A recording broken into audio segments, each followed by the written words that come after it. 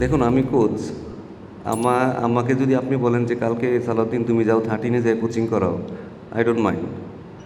আমার এখানে ট্যাগ লেখা নাই যে আমি কোচ ন্যাশনাল টিমেরই শুধু। সো এটা নিয়ে আমার কখনো ইগো সমস্যাও নেই, আমার কোনো কিছু সমস্যা নেই। এটা নিয়ে আমি চিন্তিতও না। আর কেউ আসলে, কেউ যদি ভালো কেউ আসে, যেটা যদি টিমের জন্য যদি ভালো হয়, দেখুন এই বাংলাদেশ টিম আমার বাপদাদার সম্পত্তি না, ঠিক আছে? এটা হচ্ছে যে ভালো যদি ভালো না করি এখানে সমালোচনা হবেই। এটা আমাকে স্বাভাবিকভাবে মেনে নিতেই হবে। ভালো করলে সবাই বাহাবা দিবে। বাট আমি কি টিমের জন্য আমার 100% দিচ্ছি কি না, আমি কি আমার জায়গায় অনেস্ট কি না, সেটা আমার কাছে মুখ্য বিষয়। আজকে ধরেন 27-28 বছর কোচিং করার পরে যদি কেউ যদি বলে যে আমি কী যেন বলছে, আপনারা যেমন বলেন যে টিমে অনেক অভিযোগ, কিন্তু অভিযোগগুলো আপনি একটু লিখে দিলে ভালো হইতো। বলে দিলেন পাবলিকলি, আপনি কাউকে একটু বলে দিলেন, সেটা কিন্তু আসলে আপনাকে তো এভিডেন্স দিতে হবে, ঠিক না? আপনাকে এভিডেন্স দিলে সেটা ওই কোচের জন্য ভালো হইতো যে আমি যদি ভুল করে থাকি আমি ওই জায়গাটা শুধরাবো। বাট আপনি একটু লিখে দিতে পারেন না। বাট আমি জানি আমি কি, আমি আমার জায়গায় 100% অনেস্ট কি না। আমি হয়তো ভালো কোচ নাও হতে পারি, ঠিক আছে? আমি যদি ভালো না হয় না, আমাকে বোর্ড আমাকে সরাই দেবে, কোনো সমস্যা নেই। বাট আপনি কখনো কাউকে কোনো কিছু জাস্টিফাই না করে যদি আপনি কাউকে লেখেন, এটা আসলে ঠিক না।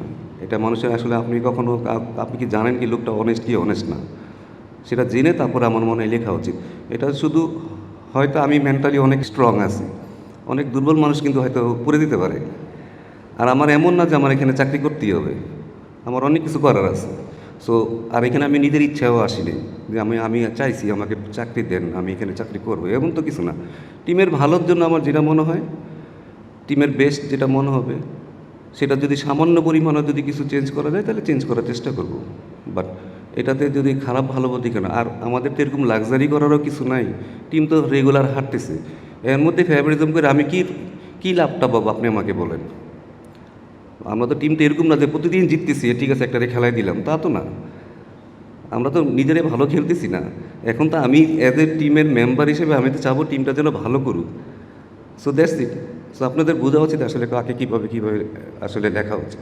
সামনে ভাই, দুই সিরিজ আগে আসলে শেখ মেহেদী সিরিজ ছিল একটা সিরিজে, নাসিম আমাদের টি-টোয়েন্টি ভালো করছে বিভিন্ন সময়, কিন্তু আসলে তাদের খেলার মধ্যে কোনো পরিকল্পনা আছে কিনা, শেখ মেহেদীকে একটু আল্লাহকে বলবেন কিনা?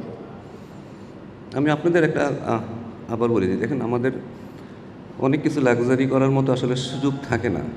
এটা আমাদের বুঝতে হবে। আমাদের অনেক সময় ব্যাটসম্যান শর্টেজ হয়, অনেক সময় বলার শর্টেজ হয়ে যায়। ধরুন সাকিব যখন ছিল তখন হয়তো আমাদের সেই লাক্সারি করার মতো সুযোগ ছিল, একটা এক্সট্রা বলার খেলাতে পারতাম, একটা এক্সট্রা ব্যাটসম্যান খেলাতে পারতাম। তো টিমের স্ট্রেংথের অনুযায়ী আমাদের আসলে সবসময় চলতে হয়। সো সেইভাবেই আসলে আমরা টিম সেট আপটা করি। আমরা জানি যে নাসিমকে খেলাইলে হয়তো আমাদের বেনিফিট হতে পারে, বাট তখন হয়তো আপনাকে তবে রিশাদকে বসাইতে হবে অথবা অন্য কাউকে বসাইতে হবে। তো সব দিকে ব্যালেন্স করে টিমের অপোনেন্টের উপর ডিপেন্ড করে আসলে আমাদের টিমটা সবসময় করতে হয়।